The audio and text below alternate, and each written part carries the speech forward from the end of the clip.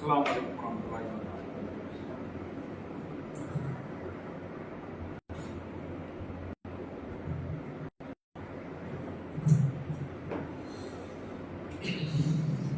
الله أكبر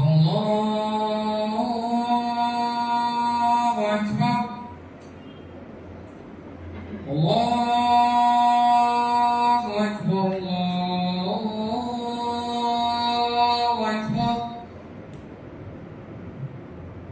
أشهد أن لا إله إلا الله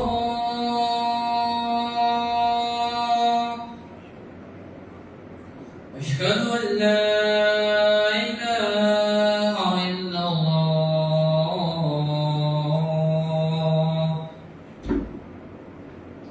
أشهد أن محمدا رسول الله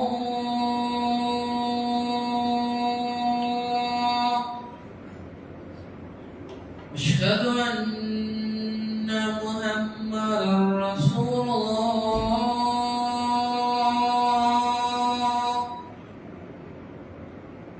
حي على الصلاة حي على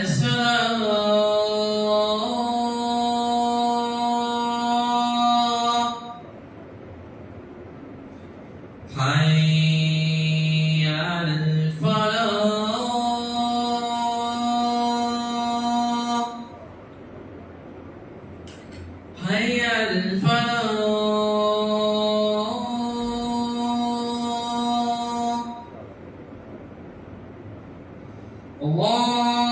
الله أكبر الله أكبر لا إله إلا الله.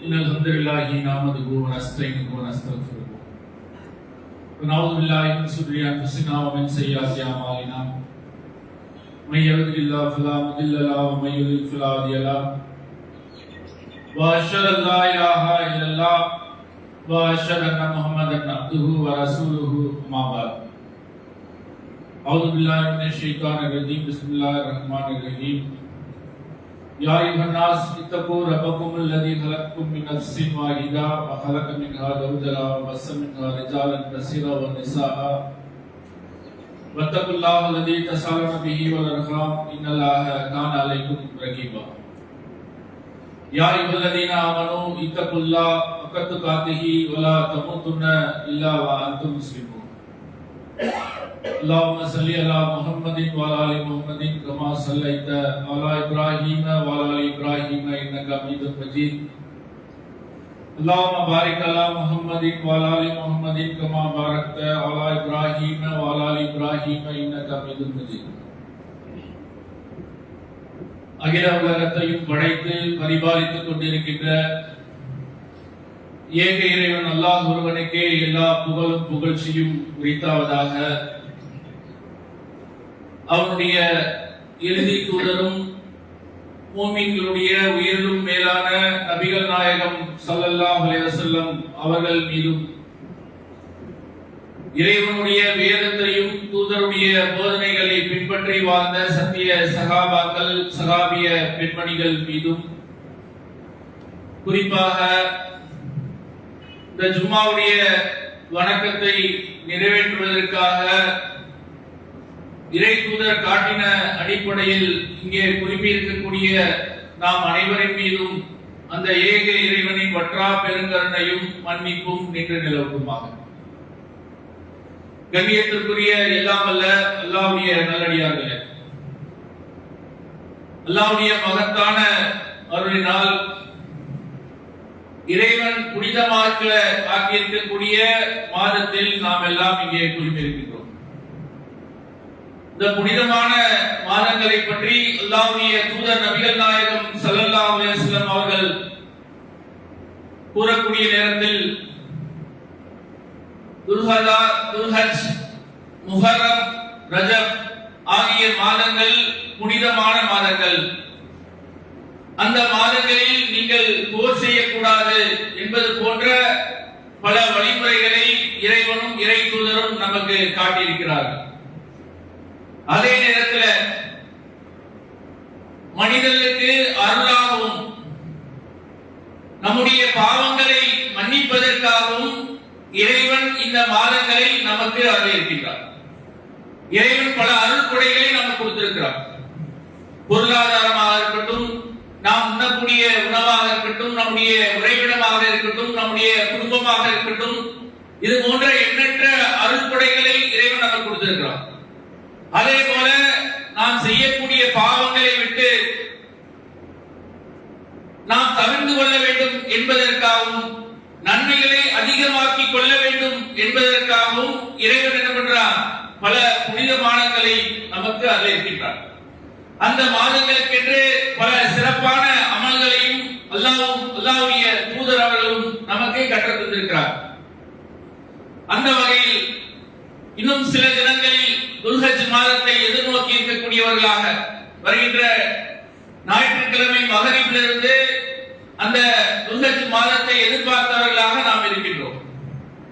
இந்த மாதத்திற்கென்று பல தனி சிறப்புகள் இருக்கு. பொதுவாக நாம் ரமலான் மாதத்தை புனித மாதமாக கருதக்கூடியவர்களாக இருக்கிறோம். ரமலான் என்பது புனித மாதம் இல்லை, அருள் நிறைந்த மாதம். ரமலான் மாதம் என்பது இறைவனுடைய அருள் பொழியக்கூடிய, மக்களுக்கு நேர்வழி காட்டக்கூடிய திருமறை குர்ஆன் அருளப்பட்ட மாதம், புனித மாதம் என்று அல்லாஹ்வுடைய தூதரும் நமக்கு காட்டி தரல. இப்ப எது புனித மாதம் என்றால் இந்த 4 மாதங்களில் வரக்கூடிய இந்த துல்ஹஜ் மாதத்துடைய 10 நாட்களை அல்லாஹ்வுடைய தூதரும் நமக்கு சிறப்பித்து கூறியிருக்கிறார்கள். அந்த அடிப்படையில் அல்லாஹ்வுடைய தூதர் நபிகள் நாயகம் ஸல்லல்லாஹு அலைஹி வஸல்லம் அவங்க சொல்றாங்க, மாமின் ஐயாமின் அல் அமலு சாலிஹு மிக அஹப்பு இலல்லாஹி மின் ஹாதிஹில் ஐயாம்.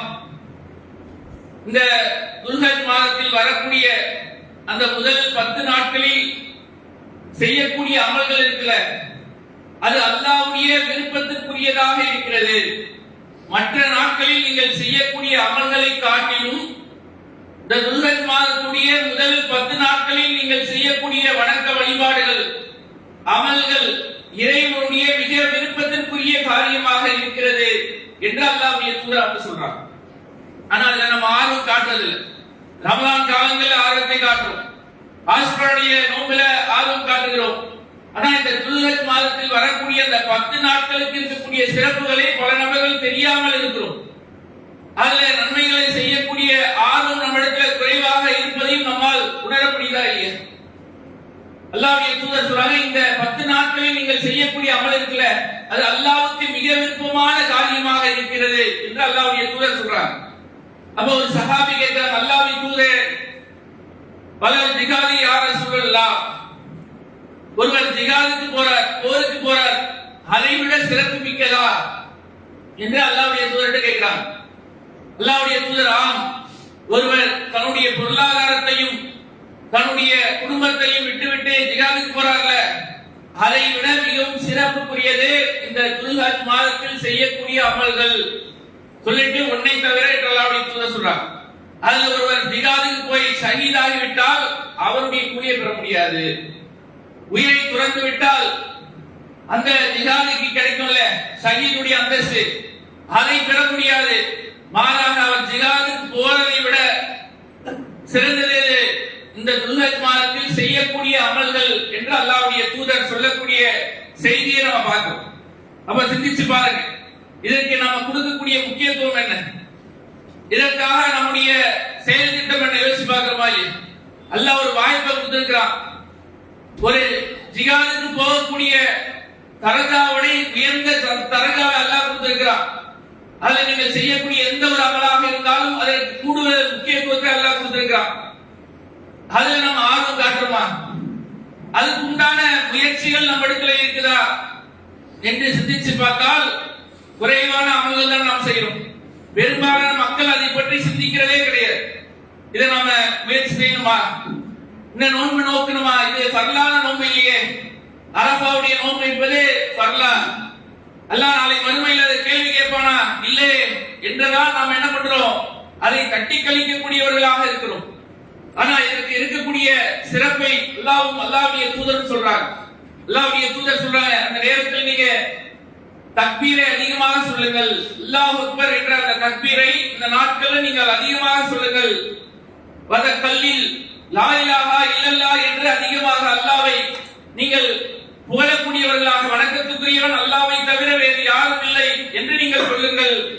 அதே போல அல்ஹம்துலில்லாஹ் என்று அல்லாஹ்வை அதிகமாக புகழக்கூடியவர்களாக நீங்கள் இருங்கள் என்று இந்த 10 நாட்களுக்கு உண்டான சிறப்பை அல்லாஹ்வுடைய தூதரும் நமக்கு அதிகமாக சொல்லித் தரார். இப்ப நாம் என்ன பண்ணோம்? இதற்கு உண்டான ஏற்பாடுகளை செய்யும். இது ஒரு வகையில பாத்தீங்கன்னா ஒரு மினி ரமலான் தான். ரமலான் என்பது 30 நாட்கள், 29 நாட்கள். நாம் அதற்குண்டான முயற்சியை சகருடைய நேரத்தில் இருந்து நோன்பு வைத்து, அதே போல இரவு வணக்கங்களில் ஈடுபடக்கூடியவர்களாக, பாவ மன்னிப்பு தேடக்கூடியவர்களாக, திருமறை குர்ஆனை ஓதக்கூடியவர்களாக இருக்கும். அதே போல ஒரு வாய்ப்பை அல்லாஹ் நமக்கு கொடுத்திருக்கிறானா இல்லையா? நாம் அடுத்த ரமலானை அடைய இன்னும் ஒரு 10 மாதம் இருக்கு. அது வரைக்கும் நம்ம இருப்போமா இல்லையா என்பது நமக்கு தெரியாது. அல்லாஹ்வுடைய நாட்டம் தான். அப்போ இந்த ஒரு வாய்ப்பு நமக்கு மிக அருகாமையில் இருக்குல்ல, அதுல இருக்கக்கூடிய சிறப்புகளை நாம் என்ன பண்ணோம்? அறிந்து அதுல அமல்கள் செய்யக்கூடியவர்களாக இருக்கும். அதே போல அல்லாஹ்வுடைய தூதர் அவங்க சொல்றாங்க, இந்த அரஃபாவுடைய நாள்ல, அதாவது பிறை 9ல ஹாஜிகள் அரஃபாவுடைய மைதானத்தில் குழுமி இருப்பாங்க. அந்த நேரத்தில் நமக்கு கடமை என்னது? நாம் நோன்பு நோக்கக்கூடியவர்களாக இருக்கும். அந்த நோன்புக்குண்டான சிறப்பை அல்லாஹ்வுடைய தூதர் சொல்றாங்க, யுகரிபு சனத்துல் மாலியா வல் பாக்கியா.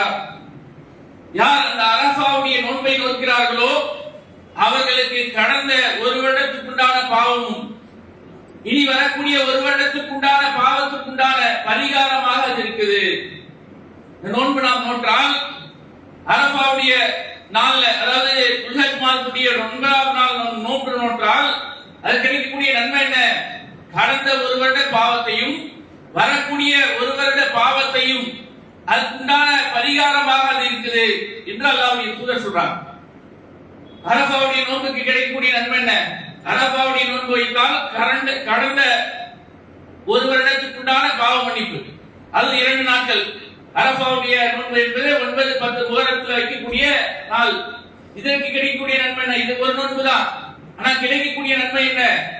2 வருடத்துக்குண்டான பாவத்திற்கு பரிகாரமாக அது இருக்குது என்று அல்லாஹ்வுடைய தூதர் சொல்றாங்க. யோசிச்சு பாருங்க, இந்த உலக விஷயத்துல இது போன்ற ஒரு ஆஃபர் கிடைச்சா என்ன பண்ணுவோம்? உங்க ஓனர் சொல்றாரு, நீங்க ஞாயிற்றுக்கிழமை வேலைக்கு வந்தீங்கன்னா உங்களுக்கு 2 வருட சம்பளம் அப்படின்னு சொன்னா என்ன பண்ணுவோம்? யாரா லீவ் விடுமா? ஞாயிற்றுக்கிழமை விடுமுறை நாள் தான். வரலன்னா கேள்வி கேட்க மாட்டாங்க. வந்தா என்ன கிடைக்கும்? 2 வருட சம்பளம் உங்களுக்கு கிடைக்கும் அப்படின்னு சொன்னா என்ன பண்ணுவோம்? விடுவோமா? கரெக்டா போய் நின்றுவோமா? இல்ல யாரா வரலன்னா நினைப்போம், பைத்தியக்காரன், எவ்வளவு பெரிய சான்ஸ், 2 வருடத்துக்கு உண்டான கூலி ஒரே நாள்ல கிடைக்குது, அதை மிஸ் பண்ணிட்டானே என்று சொல்லுவோம்ல. அப்ப இதை நாம மிஸ் பண்றோமா இல்லையா? நோம்பு நோக்கணுமா? இது ஃபர்ல கிடையாது, நமக்கு நிறைய வேலை இருக்குது என்று இதை அலட்சியமா நினைக்கிறோமா இல்லையா? 2 வருட பாவத்திற்கு பரிகாரமா கிடைக்குதுன்னா எவ்வளவு பெரிய ஒரு பாக்கியத்தை நாம் இழக்கிறோம் என்பதை சிந்திச்சு பார்க்கணுமா இல்லையா? அதே போல அல்லாஹ்வுடைய தூதர் சொல்றாங்க, இந்த அரஃபாவுடைய தினத்துல அல்லாஹ் நரகவாதிகளை இந்த அரஃபாவுடைய தினத்தில் மன்னிப்பதை போல வேற எந்த நாளும் மன்னிக்கிறது கிடையாது. யாரெல்லாம் நரகத்துக்கு என்று அல்லாஹ் நிச்சயித்து வச்சிருக்கிறானோ அவர்களை அல்லாஹ் மன்னிக்கக்கூடிய நாள்ல அதிகமான நபர்களை மன்னிக்கக்கூடிய நாள் என்பது இந்த அரஃபாவுடைய தினம். அன்னைக்கு அதிகமா நம்ம என்ன பண்ணுவோம்? இறைவனுக்கு அஞ்சி பாவ மன்னிப்பு தேடக்கூடியவர்களாக, அல்லாஹ்வை அதிகமாக அஞ்சக்கூடியவர்களாக நாம் அந்த நாட்டில் நாம் என்ன பண்ணுவோம்? அதுக்குன்னா நேரத்தை ஒதுக்கணும். அல்லாஹ்வை புகழக்கூடியவர்களாக சஹாபாக்கள் என்ன பண்ணுவாங்களா? இந்த துல்ஹஜ் மாதம் வந்துட்டா கடை தெருவுக்கு போவாங்க. போயிட்டு யாரெல்லாம் இங்க இருக்கிறாங்களோ அவரிடத்துல என்ன சொல்லுவாங்களா? தக்பீர் சொல்லுங்க, அல்லாஹ் அக்பர் சொல்லுங்க, லா இலாஹா இல்லல்லாஹ் சொல்லுங்க, சுப்ஹானல்லாஹ் சொல்லுங்க என்று அவர்களுக்கும் ஆர்வமுற்றவர்களாக இருப்பார்கள் என்ற செய்திகளை நம்ம ஹதீஸ்கள்ல பார்க்கிறோம். அந்த ஆர்வம் நமக்கு இருக்குதா? பாவ மன்னிப்பு கிடைக்கக்கூடிய ஒரு மாதம், நரகத்திலிருந்து பாதுகாப்பு பெறக்கூடிய ஒரு பாக்கியத்தை அரஃபாவுடைய தினத்தில் அல்லாஹ் வச்சிருக்கான். அதுல நான் நோன்பு நோக்கிறது என்பது பெரிய விஷயம் கிடையாது. ஒரு 14 மணி நேரம், அப்படிதானே? அதிகபட்சமா அவ்வளவுதான். 14 மணி நேரம் அல்லாஹ்வுக்கு அஞ்சி நாம் நோன்பு நோற்பதால் கிடைக்கக்கூடிய பாக்கியங்கள் பாருங்க. நரகத்திலிருந்து பாதுகாப்பு கிடைக்கும். 2 வருடம் நம்முடைய பாவங்களுக்கு பரிகாரமாக அது அமைந்துவிடும் என்று சொல்றாங்கன்னா அதுல நம்ம ஆர்வம் காட்டுறோமா? அதுக்குண்டான முயற்சிகளை நாம் செய்யறோமா என்றால் குறைவாக தானே இருக்கு. யாரும் 1-2 பேர் எண்ணி சொல்லக்கூடிய அளவுக்கு தான் பல பேர் அந்த ஆர்வம் காட்டுறதை பார்க்கும். இந்த 10 நாட்களுமே என்ன சிறப்புக்குரிய நாட்கள் தான். இந்த 10வது நாள் வந்து நமக்கு பெருநாள் தினம். அன்னைக்கு மட்டும் நோன்பு நோக்க கூடாது. மற்ற நாட்களில் ஒருவர் விருப்பப்பட்டு நோன்பு வைக்கணும்னா வைக்கலாம். திருமறை குர்ஆன் ஓதலாம், தொழுகையை நிலைநாட்டக்கூடியவர்களாக இருக்கலாம், தஸ்பீஹ் சொல்லலாம். இப்படி பல அமல்களை இந்த 10 நாட்களில் செய்வது மற்ற எல்லா காலங்களிலும் செய்வதை விட சிறந்தது என்று அல்லாஹ்வும் அல்லாஹ்வுடைய தூதரும் சொல்லக்கூடிய செய்தியை பார்க்கிறோம். அடுத்து இந்த துல்ஹஜ் மாதத்துல மிக முக்கியமான அமலாக நாம பார்க்கிறது எதுனா குர்பான் கொடுக்கிறது. இதை நாம பெரும்பான்மையான மக்கள் சில நேரங்கள் என்ன நினைக்கிறாங்க, இது நம்ம கடமையா? இதனுடைய அடிப்படையை நாம முதல்ல புரிஞ்சுக்கணும். எதற்காக இதை அல்லாஹ் நம்ம மீது கடமையாக்கி இருக்கிறான், இதனுடைய நோக்கம் என்ன என்று அதை சிந்திக்கக்கூடியவர்களாக இருக்கும். இந்த துல்ஹஜ் மாதம் வந்துட்டாலே செய்யக்கூடிய எல்லா சடங்குகளும் எல்லா அமல்களுக்கும் அடிப்படை யார் இருப்பானா? இப்ராஹிம் அலைஹிஸ்ஸலாம் அவங்க இருப்பாங்க.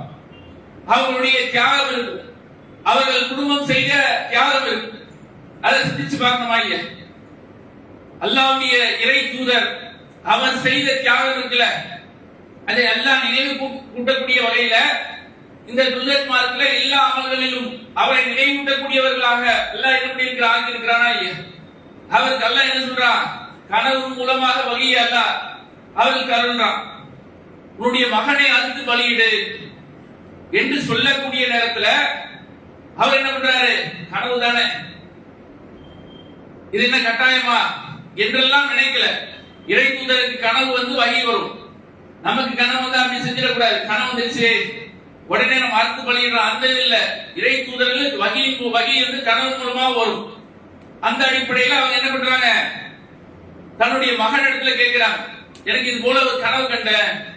அல்லாஹ் என்ன சொன்னா? உன்னை அறுத்து பலியிட சொன்னார் என்று சொன்னவுடன் அவருடைய மகன் இஸ்மாயில் அலைஹிஸ்ஸலாம் அவங்க என்ன சொல்றாங்க? அல்லாஹ் சொல்வதை நீங்க கட்டளையை செய்யுங்க, பயப்படல, கவலைப்படல. அவங்க என்ன சொல்றாங்க? அல்லாஹ் உங்களுக்கு கட்டளையிட்டதை செய்யுங்க. சஜிதுனி இன்ஷா அல்லாஹ் மினல் சாபிரின், என்னை அல்லாஹ் நாடினால் பொறுமையாளர்கள் ஒருத்தரா நீங்க பாப்பீங்க. ஒரு பிள்ளையுடைய வாக்குமூலம் என்னது? தந்தையுடைய கோரிக்கை வைக்கிறாங்க, அல்லாஹ் கனவு மூலமாக இதை காட்டுறான் என்று சொன்ன மாத்திரத்துல அவருடைய பிள்ளை கூட என்ன பண்றாங்க? நான் தயாரா இருக்கிறேன், அல்லாஹ் நாடினது செய்யுங்க, அல்லாஹ் நாடினால் என்னை பொறுமையாளராக நீங்க காண்பீர்கள் என்று சொல்றாங்கன்னா எந்த அளவுக்கு தியாகம்! பல ஆண்டுகள் பிள்ளை இல்லாம சிரமப்பட்டு பிள்ளையை பெற்றெடுத்தாங்க. அந்த பிள்ளையை வளர்ந்து வரக்கூடிய நேரத்தில் அல்லாஹ் என்ன சொல்றான்? அறுத்து பலியிடுன்னு சொல்லக்கூடிய நேரத்துல அதை நிறைவேற்ற துணிகிறாங்களா இல்லையா? இந்த இறையச்சம், இந்த கட்டுப்படுதல் நம்மகிட்ட இருக்குதா? இதை முதல்ல வளர்த்துக்கணும்ல. நீங்க பார்க்கலாம், அல்லாஹ்வுடைய சட்டங்களை மீறக்கூடியவர்களாக, மனோ இச்சைகளை பின்பற்றக்கூடியவர்களாக நாம் இருக்கிறோமா இல்லையா? இப்ராஹிம் அலைஹிஸ்ஸலாம் அப்படி இல்லை. இப்ராஹிம் அலைஹிஸ்ஸலாம் அவர்களை பற்றி அல்லாஹ் திருமறை குர்ஆன்ல சொல்றான். அவர்களுக்கு அல்லாஹ் ஒரு சட்டத்தை போட்டா, ஒரு கட்டளை இட்டால் அவங்க என்ன பண்ணுவாங்க? அஸ்லம்து ரப்பில் ஆலமீன், இறைவனுடைய அந்த கட்டளைக்கு அடிபணிந்தவனாக இருக்கிறேன் என்று அதை கட்டுப்படக்கூடியவர்களாக இருந்தாங்களா இல்லையா? ஆனா நாம என்ன பண்றோம்? எல்லாத்துலயும் ஒரு சந்தேகம், எல்லாத்துலயும் ஒரு மனோ இச்சை வந்தா இல்லையா? குர்பானி கொடுக்கணுமா? நம்ம கிட்ட பொருளாதாரம் இல்லையே. பல பேருடைய கேள்வி என்ன? கடன் வாங்கி கொடுக்கணுமா? நம்மளே பொருளாதாரம் இல்லாம இருக்கிறோமே. நீ யோசிச்சு பாருங்க, கடன் வாங்காத ஆள் யாரு? எவ்வளவு பெரிய கோடீஸ்வரராக இருந்தாலும் கடன் வாங்குறாங்க. கடன்ல என்னன்னா நம்மளால அதை திருப்பி அடைக்க முடியாது என்ற நிலைமையில இருந்தோம்னா எல்லாத்துக்கும் அப்படிதான். ஒரு போன் வாங்கணும்னா என்ன பண்றோம்? கடன் வாங்குறோம். ஒரு வீடு வாங்கினா கடன் வாங்குறோம். கடன் வாங்காம மொத்த தொகையை வச்சு நம்ம பண்றது இல்ல. வட்டிக்கு வாங்க கூடாது, லோன் வாங்க கூடாது, அதே இல்ல. அது மார்க்கம் முழுமையாக தடுத்தது. அதை சொல்லல. கடனா யார்கிட்ட வாங்குறோம்ல, போன் வாங்கினா வீட்டுல தெரிஞ்சவங்க அக்கம் பக்கத்துல இருக்கவங்க கூட நண்பர்கள்ட்ட வாங்குறோம், வாங்கிட்டு திருப்பி கொடுத்துறோம். குர்பானி கொடுக்க முடியாத யோசிச்சு பாருங்க, அது பெரிய சுமையா. ஆனா அதை கொடுக்கறது இல்ல. கேட்டா என்ன சொல்ற, கடன்ல இருக்கு பாய், உங்களால் முடியவே முடியாது, ஏற்கனவே பிரச்சனை இருக்குது, கடனை திருப்பி செலுத்த முடியாது என்று இருந்தால் கொடுக்க தேவையில்ல. அப்படி மார்க்கம் சொல்லல. ஆனா நம்ம ரெகுலரா என்ன பண்றோம், எல்லாம் முடியும். கடனை வீட்டுக்கு கடன் வாங்குறோம், கார் வாங்குறோம், பைக் வாங்குறோம், எல்லாத்தையும் கடன் வாங்கிறோம், திருப்பியும் அடைக்க செய்யறோம்ல. அப்ப அது சக்தி இருக்குதானே செய்யுது. ஆனா என்ன சொல்லிடுறோம், இந்த அமலை புறக்கணிப்பதற்காக என்னால முடியல, நானே கடன்ல இருக்கிறேன் என்று சொல்லக்கூடியதை பார்க்கணும். அப்படி இல்லாம நம்ம என்ன பண்ணோம், நம்மளுடைய சக்தியை உணர்ந்து நாம் என்ன பண்ணோம், குர்பானி கொடுக்கக்கூடியவர்களாக இறையச்சத்தை வெளிப்படுத்தக்கூடிய ஒரு காரியமாக இது இருக்குது என்பதை நாம் நினைக்கணும். அதே போல எதையெல்லாம் குர்பானி கொடுக்கலாம் இந்த கேள்வி வரும். அல்லாஹ் சொல்லும் போது 8 பிராணிகளை குர்பானி கொடுக்கலாம், 4 ஜோடிகள். அதாவது செம்மறியாட்டில் ஆண் பெண், வெள்ளாட்டில் ஆண் பெண், மாட்டில் ஆண் பெண், ஒட்டகத்தில் ஆண் பெண். இதை 4 ஜோடி அல்ல 8 பிராணிகள் என்று சொல்றான். அந்த அடிப்படையில் நம்ம என்ன பண்ணலாம், இந்த 4 பிராணிகளையும் குர்பானி கொடுக்கலாம். ஆனா நாம என்ன நினைக்கிறோம், எல்லாருமே செம்மறியாட்டில தான் நோக்கி போறோம், வெள்ளாட்டுலாம் கொடுக்க கூடாது. பல பேருக்கு தெரியாது வெள்ளாடை கொடுக்கலாம் என்பது. வெள்ளாடை இருக்க தெரியல, நம்ம வாரம் சாப்பிடுறோம்ல மட்டன், அது வெள்ளாடு தான். செம்மறியாடு என்பது குர்பானிக்காக தனியாக வளர்த்து எடுப்பாங்க. வெள்ளாட்டையும் கொடுக்கலாம், ஆட்டையும் கொடுக்கலாம், மாட்டையும் கொடுக்கலாம், ஒட்டகத்தையும் கொடுக்கலாம். இந்தியாவிலே ஒட்டகம் கொடுக்கிறது கொஞ்சம் பிரச்சனை இருக்குது. அதனால இந்த பிராணிகளை என்ன பண்ணலாம், நாம குர்பானி கொடுக்கலாம். இதுல என்ன ஒரு கருத்து இருக்குன்னா, மாடு கொடுக்கிறது கொஞ்சம் குறைந்த தரம் அப்படின்னு நம்ம நினைக்கிறோம். மாடு என்பது என்னது, ஆடுதாங்க உயர்ந்தது, ஏன்னா அது டேஸ்டா இருக்கும்ல, கறியும் கொஞ்சம் டேஸ்டா இருக்கும், விலையும் கொஞ்சம் கூடுதலா இருக்கிறதுனால மக்கள் என்ன நினைக்கிறோம், ஆடு கொடுக்கிறது தான் சிறந்தது, மாடு என்பது கொஞ்சம் தரம் குறைந்ததாக நாம் நினைக்கிறோம். ஆனா திருமறை குர்ஆனும் அல்லாஹ்வுடைய தூதர் சொன்ன அடிப்படை நீங்க எடுத்து பாத்தீங்கன்னா, ஆட்டை விட மாடுதான் தரம். ஏன், ஜும்மாவுடைய தினம் இருக்கு, அல்லாஹ்வுடைய தூதர் சொல்றாங்க, யார் ஜும்மாவுக்காக முதல்ல வராங்களோ அவர்கள் ஒட்டகத்தை குர்பானி கொடுத்து நன்மை கிடைக்கும். ஃபர்ஸ்ட் வந்தா. இரண்டாவதாக வரக்கூடியவர்களுக்கு மாட்டை குர்பானி கொடுத்து நன்மை கிடைக்கும். மூன்றாவதாக வரக்கூடிய நபர்களுக்கு ஆட்டை குர்பானி கொடுத்த நன்மை கிடைக்கும். அதற்கப்புறம் வரவங்களுக்கு கோழியை தர்மம் செய்ய குர்பானி கொடுத்த நன்மை கிடையாது. நான்காவது என்னது, கோழியை தர்மம் செய்த நன்மை. ஐந்தாவதற்கு முட்டையை தர்மம் செய்த நன்மை. இப்போ முதல்ல அல்லாஹ்வுடைய தூதர் சொல்றாங்க, ஒட்டகத்தை சொல்றாங்க. அதற்கு அடுத்து எடுத்து சொல்றாங்க, மாட்டை தான் சொல்றாங்க. மூன்றாவது தான் ஆடு என்ற அந்த தரம் வரும். இப்படி பார்த்தா இது மாடு என்பது சிறந்ததுதான். நம்ம என்ன நினைக்கிறோம், ஆடு கொடுக்கிறது தான் பெருமை, அதான் கௌரவம், அதான் தரத்துல உயர்ந்தது என்று நாம் கருதக்கூடியதை நம்ம பார்க்கணும். அப்ப என்ன பண்ணலாம், தாராளமாக நாம் என்ன பண்ணலாம், மாட்டையும் குர்பானி கொடுக்கலாம், ஆட்டையும் கொடுக்கலாம் என்பது நமக்கு இதன் மூலம் விளங்குது. அதே போல அதனுடைய தரம் எப்படி இருக்கணும், நாம் கொடுக்கக்கூடிய பிராணி இருக்குல்ல, அது சின்னா என்று சொல்லக்கூடிய 2 வயது பூர்த்தியானதாக இருக்கு, அது குறைவானதாக கொடுக்க கூடாது. 2 வயதை பூர்த்தியுள்ளதாக, அது பல்லு விழுந்திருக்கணும், 2 வயசாக இருக்கணும். அந்த பிராணியை நாம் என்ன பண்ணலாம், குர்பானி கொடுக்கலாம். அதே போல எந்த குறைபாடும் இருக்கக்கூடாது, வெளிப்படையாக தெரியக்கூடிய குறைபாடுகள் இருக்கக்கூடாது. நோய் இருக்கும், உடம்புல ஊனம் இருக்கும், கண்ணுல குறைபாடு இருக்கும், இப்படி இருக்கக்கூடிய பிராணியை நம்ம பண்ணக்கூடாது, குர்பானியாக நம்ம கொடுக்க. அப்படி கொடுத்தாலும் அது குர்பானி கணக்குல வராது, நம்ம அறுத்து சாப்பிட்ட மாதிரி தான் வரும்.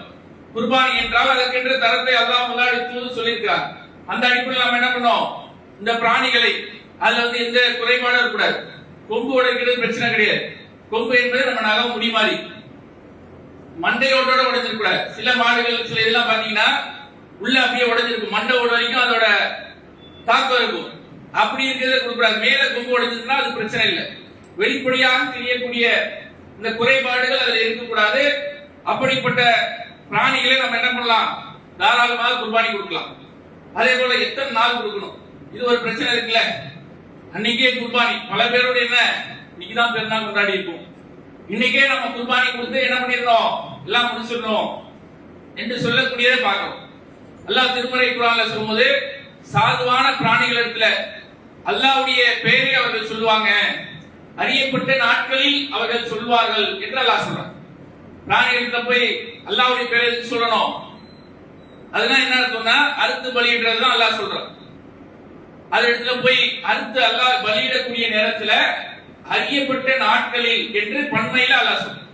இப்ப அந்த அடிப்படையில் என்ன பண்ணலாம், குர்பானி என்பது பெருநாளுடைய தினத்திலும் அதற்கு தொடர்ந்து வரக்கூடிய ஐயாமுல் தஷ்ரீக் என்று சொல்லக்கூடிய அந்த 3 நாட்கள், மொத்தம் 4 நாட்கள் என்ன பண்ணலாம், குர்பானியை நம்ம கொடுக்கலாம். அன்னைக்கே கொடுக்கணும் என்ற சட்டம் இல்ல. 4 நாட்கள்ல நம்ம என்ன பண்ணலாம், குர்பானியை கொடுக்கலாம். அதே போல அதனுடைய கறி இருக்குல்ல, அதை வந்து 3 பங்குகளாக பிரிக்கணும். இதெல்லாம் நம்ம மக்கள்கிட்ட இருக்கக்கூடிய ஒரு பிறதான காரியங்களை பார்க்கணும். 3 பங்கா பிரிக்கணும். ஒண்ணு நமக்கு, ஒண்ணு நம்முடைய உறவினர்களுக்கு, ஒண்ணு ஏழைகளுக்கு என்று 3ஆக டிவைட் பண்ணி என்ன பண்ணோம், கொடுக்கணும் என்ற சட்டங்கள்லாம் சொல்றாங்க. நான் மார்க்கப்படி அப்படி அல்லாஹ்வுடைய தூதர் என்ன பண்றாங்க, மதீனாவுக்கு போன ஆரம்ப நேரத்துல ஏழைகளுக்கு கொடுக்கணும் என்பதற்காக. அப்ப வந்து வறுமையில இருக்கிறாங்க, பொருளாதார நெருக்கடியில இருக்கிறாங்க. அப்ப என்ன சொல்றாங்க, குர்பானி கொடுத்தா 3 நாட்களுக்கு மேல அதனுடைய இறைச்சியை வச்சிருக்காதீங்க, ஒண்ணு சாப்பிடணும் இல்ல கொடுத்து காலி பண்ணிடணும். அதை வந்து பல நாட்கள் என்ன பண்ணக்கூடாது, வச்சு அதை வந்து பாதுகாக்க கூடாது என்பதற்காக ஆரம்பத்தில் அல்லாஹ்வுடைய தூதர் சொன்னாங்க. அதுக்கப்புறம் அந்த சட்டம் வந்து ஜக்காத்துடைய பொருளாதாரம் வந்த பிறகு, அல்லாஹ்வுடைய அருளால் பொருளாதாரம் எழுச்சி பெற்ற பிறகு அல்லாஹ்வுடைய தூதர் அதை மாத்திட்டாங்க. அப்ப அந்த அடிப்படையில இது வந்து 3 பங்குகளா ஏழை கொடுக்கணும். நேர்ச்சி என்பது ஏழைகளுக்கு கொடுக்கணும், கட்டாயம் ஏழைகளுக்கு தான் அதை போய் சேரும். நேர்ச்சி வைக்கிறோம்ல, அது மாதிரி இருந்துச்சுன்னா அதை கொண்டு போய் என்ன பண்ணணும், தர்மமாக ஆக்கிடணும். குர்பானியை பொறுத்த வரைக்கும் நம்ம குடும்பம் பெரிய குடும்பமா இருக்கும், ஒரு 10 பேர் இருப்பாங்க, அவங்களுக்கு கரெக்டா இருக்கும்போது நம்ம என்ன பண்ணோம், ஒரு ஆட்டை அறுத்து என்ன பண்ணலாம், நாமளே அதை சாப்பிடலாம். ஏழைகளுக்கு கொடுப்பது சிறப்பு தான், அதுக்குண்டான தர்மம் நன்மை கிடைக்கும். நாம அது கட்டாயமா சொல்ல முடியாது. மார்க்கத்தின் அடிப்படையில் 3 பங்கா கொடுக்கணும் என்ற அடிப்படையில் அதை சொல்ல முடியாது. அந்த அடிப்படையில் என்ன பண்ணலாம், விரும்பினா நாமளே அதை சாப்பிடலாம். உப்பு கண்ணை போட்டு 1 வருஷம் வச்சு கூட என்ன பண்ணலாம், சாப்பிடலாம். அதுக்கு மார்க்கத்துல எந்த தடையும் இல்லை என்பதை நம்ம என்ன பண்ணோம், பார்க்கணும். அதே போல கூட்டு குர்பானின்னு சொல்றாங்களே, அல்லாஹ்வுடைய தூதர் அதற்கு அனுமதி கொடுத்திருக்கிறார். ஆட்டுல 1 பங்கு தான் ஒருத்தர் தான் கொடுக்க முடியும் ஒரு குடும்பத்திற்கு. அல்லாஹ்வுடைய தூதர் எந்த அளவுக்கு கொடுத்திருக்காங்கன்னா, 1 ஆடு கொடுத்திருக்காங்க, 100 ஒட்டகங்களும் அல்லாஹ்வுடைய தூதர் கொடுத்திருக்கிறார். குர்பானிய முக்கியத்துவத்தை நம்ம தெரிஞ்சுக்கணும், இந்த செய்தியை பார்க்கணும். அல்லாஹ்வுடைய தூதர் ஒரே நேரத்தில் 5 பேர் 4 பேர் என்ன பண்ணிருக்காங்க, 100 ஒட்டகங்களை அறுத்து, அதுல 72 ஒட்டகங்கள் அல்லாஹ்வுடைய தூதர் தன்னுடைய கைப்பட இருக்கிறாங்க. அந்த அளவுக்கு கொடுக்கிறாங்க. யோசிச்சு பாருங்க, அவ்வளவு ஒட்டகம் இருந்தா அதை பாதுகாத்து வச்சிருந்தா அவங்க வம்சத்துக்கு உதவி இருக்கும்ல, ஒட்டக பண்ணைய வச்சிருக்கலாம்ல, அவருடைய மகளுக்கு மருமகனுக்கு பேர பிள்ளைகள் கொடுத்துக்கலாமே. அல்லாஹ்வுடைய தூதர் இதனுடைய முக்கியத்துவம் உணர்றாங்க, இதுல கிடைக்கக்கூடிய நன்மையை உணர்றாங்க, இந்த மாதத்துக்குரிய சிறப்பை உணர்ந்து என்ன பண்றாங்க, ஒரே நேரத்தில் 100 ஒட்டகங்களும் அறுத்திருக்கிறாங்க. அதே போல 1 ஆடும் அறுத்திருக்கிறாங்க. அந்த செய்தியை பார்க்கிறோம். ஒரு ஆடு என்பது ஒரு குடும்பத்துக்கு. இதே மாட்டில் என்ன பண்ணலாம், அதிகபட்சமாக 7 பங்குகள், 7 குடும்பம் சேர்ந்து கொடுக்கலாம். ஒட்டகத்துல 10 பேர் 10 குடும்பங்கள் சேர்ந்து என்ன பண்ணலாம், பங்குகளாக கொடுக்கலாம். ஒரே நபர் கூட ஒரு மாட்டை கொடுக்கலாம், ஒட்டகத்தை கொடுக்கலாம். அல்லாஹ்வுடைய 100 ஒட்டகங்கள் கொடுத்துருக்காங்களே, அந்த அடிப்படையில் என்ன பொருளாதாரம் இருந்துச்சுன்னா, வசதி வாய்ப்பு இருந்தா நிறைய மக்களுக்கு பயனுள்ளதாக இருக்கும் என்ற அடிப்படையில் என்ன பண்ணலாம், அதையும் நம்ம பிரிச்சு கொடுக்கலாம். இதை நாம் என்ன பண்ணோம், இதை வந்து ஒரு கட்டாயமாக நம்ம மார்க்கம் வந்து நமக்கு சொல்லலாம் கூட. இதை ஒரு சிறப்பை நாம் உணரணும். அல்லாஹ்வுடைய தூதர் அந்த அளவுக்கு கொடுத்திருக்காங்கன்னா, நம்ம அல்லாஹ் பரக்கத்தை கொடுத்திருக்கான், பொருளாதாரத்தை கொடுத்திருக்கானா இல்லையா. வசதி இருக்கக்கூடியவர்கள் ஆட்டை கொடுக்கலாம், மாட்டை கூட எனக்கு வசதி இருக்குது, நான் ஒரு மாட்டை கொடுக்கிறேன். இங்க சென்னையில் அறுக்க முடியாத சூழல் இருந்துச்சுன்னா, கூட்டு குர்பானியில நீங்க என்ன பண்ணலாம், பங்குகளாக கொடுத்தால் அதை நம்ம முறையாக அறுத்து என்ன பண்ணுவோம், அதுக்குண்டான இறைச்சியை விநியோகம் செய்வோம்.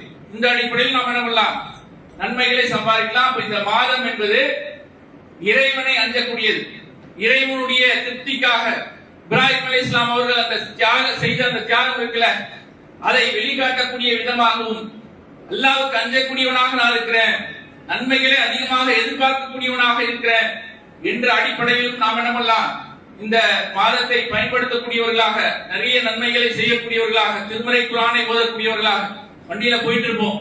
நமக்கு தெரிந்த சூறாக்கள் ஓதலாமா இல்லையா? எவ்வளவு விஷயங்களை வீணா செய்யணுமா இல்லையா? அந்த நேரத்துல அல்லாஹ்வை புகழக்கூடிய வார்த்தைகளை சொல்லலாம். திருமறை குர்ஆனுடைய சின்ன சின்ன சூறாக்களை வண்டியில போகும்போது ஓதிட்டு போலாம், திக்ர் செய்யலாம், பாவ மன்னிப்பு தேடலாம். இப்படி பல நன்மைகளை இந்த மாதத்தில் நாம் செய்யக்கூடிய ஒரு வாய்ப்பை அல்லாஹ் ஏற்படுத்தி இருக்கிறான்.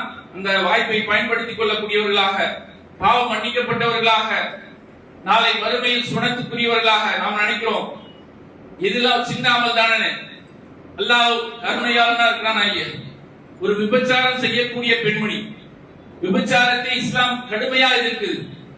அல்லாஹ் ரோஷப்படக்கூடிய ஒரு காரியம். அல்லாஹ்வுடைய தூதர் சொல்றாங்க, கிரகண தொழுது முடிச்சோன்னா அல்லாஹ்வுடைய தூதர் சொல்றாங்க, அடியான் அவனுடைய மர்ம ஸ்தலங்கள் மூலமாக செய்யக்கூடிய இந்த காரியத்தினால் அல்லாஹ் ரோஷப்படுறான். அப்படிப்பட்ட ஒரு பாவமான செயல், அதனுடைய பக்கத்துல கூட நெருங்காதீங்க என்று மார்க்கம் சொல்லுது. அப்படிப்பட்ட ஒரு பெண், விபச்சாரம் செய்த ஒரு பெண் வழியில வரக்கூடிய நேரத்தில் கிணத்துல தண்ணீர் எடுத்து குடிக்கிறாங்க.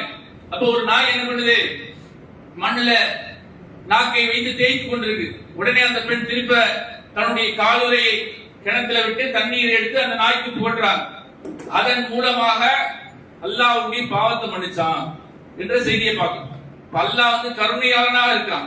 அவன் நாடினால் இந்த மன்னிப்பு கிடைக்கும். அப்ப இந்த நாட்களை நாம் என்ன பண்ணணும், அதிகமாக பயன்படுத்தி நன்மையில் முந்திக் கொள்ளக்கூடிய நன்மக்களாக வாழ்ந்து மன்னிக்கக்கூடிய பாக்கியத்தை எல்லாம் வல்ல இறைவன் உங்களுக்கும் எனக்கும் தந்தருள் புரிவானாக என்று பிரார்த்தித்து முதல் உரையை நிறைவு செய்கிறேன். வாஹிதான்.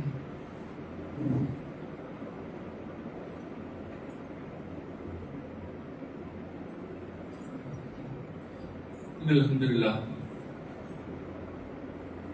அதே போல இந்த குர்பானியுடைய காலகட்டத்தில் பெரும்பான்மையான மக்கள்கிட்ட இருக்கக்கூடிய ஒரு மோசமான நடவடிக்கை என்னன்னா, எங்களுடைய குர்பானி பிராணியை பாருங்க, இதனுடைய விலை இவ்வளோ, இதனுடைய இடம் இவ்வளோ, இதை ஆந்திரால இருந்து இறக்குமதி பண்ணியிருக்கிறோம், அங்கிருந்து இறக்கி இருக்கிறோம் என்று அதை பெருமையாக பேசக்கூடியதை பார்க்கிறோமா? நடக்குதா இல்லையா? இப்போ இருக்கக்கூடிய சமூக வலைதளங்கள்ல அதிகமா இதெல்லாம் போடுவாங்க. என் ஆட்டை பாருங்க, நாங்க எப்படி வளர்க்கிறோம். சில பேர் வளர்த்து தான் கொடுக்கணும், அதை ஒரு 2 நாள் 3 நாள் வளர்க்கணும், வளர்த்து அதுக்கு தீனி கொடுக்கணும், அது மேல பாசத்தை காட்டணும், அப்புறமா அறுக்கும் போது அதை என்ன பண்ணணும், ஃபீலிங்கா இருக்கணும் இப்படிலாம் சொல்றாங்க. எல்லாம் கிடையாது. அல்லாஹ்வுடைய தூதர் என்ன பண்ணிருக்காங்க, அன்றைய தினம் ஹஜ்ஜுடைய தினத்துல பலி பிராணியை எடுத்து அறுத்திருக்கிறாங்க. அதெல்லாம் கிடையாது. அப்ப இதை வைத்து பெருமை அடிக்க கூடாது. இவ்வளவுக்கு வாங்கணும், இங்க இருந்து வாங்கணும், இத்தனை கிலோ இவ்வளவு பேர் கொடுத்தோம் என்று பெருமை பேசக்கூடியதும் பல நபர்கள் இருந்தாய். தொழுகையை அதை பண்ணுவோமா? தொழுகை தொழுதுட்டு நீங்க நான் 2 ரக்காத் தொழுதேன், 4 ரக்காத் தொழுதேன், நீங்க நோன்பு வச்சிருக்கேன் என்று அதை பெருமையாக நாம் பேச மாட்டோம்ல. இப்ப இந்த விஷயத்தில் நாம் என்ன பண்ணோம், இது பெருமைக்காக செய்யக்கூடிய விஷயம். இறைச்சிக்காக, அதனுடைய எடைக்காக நாம் செய்யறதுன்னா கடையில வாங்கி சாப்பிட்டு போயிடலாம்ல. எதுக்காக செய்யறது, நோக்கம் என்ன? அல்லாஹ் திருமறை குர்ஆன்ல சொல்றானே, நீங்கள் அறுக்கக்கூடிய பிராணியுடைய இறைச்சியோ ரத்தமோ அல்லாஹ்வை சேருது. உங்களுடைய இறையச்சம், அல்லாஹ்வுக்கு அஞ்சி நான் செய்யறேன், அல்லாஹ் என் மீது கட்டளையிட்டு இருக்கிறான். ஒரு இறை தூதருடைய வாழ்க்கையை பிரதிபலிக்கக்கூடிய விதமாக அந்த சந்தர்ப்பம் எனக்கு கிடைத்தால் அதே போல தியாகம் செய்யக்கூடியவனாக நான் இருக்கணும். அல்லாஹ் அப்படி சொல்ல மாட்டான், புள்ளியாது என்று வராது. இருந்தாலும் நாம் என்ன நினைக்கிறோம், அப்படி தியாகம் செய்யக்கூடிய ஒரு வாய்ப்பை அல்லாஹ் கொடுத்தா கூட அதுக்கு நான் தயாராக இருக்கிறேன், அல்லாஹ்வுக்கு அஞ்சக்கூடியவனாக நான் இருக்கிறேன் என்பதை வெளிப்படுத்தக்கூடிய ஒரு அமலாக, ஒரு இபாதத்தாக நாம் என்ன பண்ணோம், செய்யணும். இப்ப இருக்கக்கூடிய சமூக வலைதளங்கள்ல மக்கள் கத்திய போடுவாங்க, என்னென்னமோ பண்ணுவாங்க. இவ்வளவு பெரிய இது பண்றேன், அதை பண்றேன், இங்க வச்சு பண்றேன், இதையெல்லாம் பெருமையாக போடுறது நமக்கே பல நேரங்கள் ஆபத்தா வருதா இல்லையா? அப்ப இதையெல்லாம் சிந்திச்சு அல்லாஹ்வுக்காக செய்யக்கூடிய அமல், அல்லாஹ் என்னுடைய அமலை ஏத்துக்கணும், இதுக்கு உண்டான கூலியை எனக்கு கொடுக்கணும் என்ற அந்த ஒரு இறையச்சத்தோட செயல்படுத்தக்கூடியவர்களாக வாழ்ந்து மரணிக்கக்கூடிய பாக்கியத்தை எல்லாம் வல்ல இறைவன் உங்களுக்கும் எனக்கும் தந்தருள் புரிவானாக என்று பிரார்த்தித்து இந்த ஜும்மா உரையை நிறைவு செய்கிறேன். வாஹிர் தானா ரப்பில் ஆலமீன். அஸ்ஸலாமு அலைக்கும் வரஹ்மத்துல்லாஹி வபரகாத்துஹு.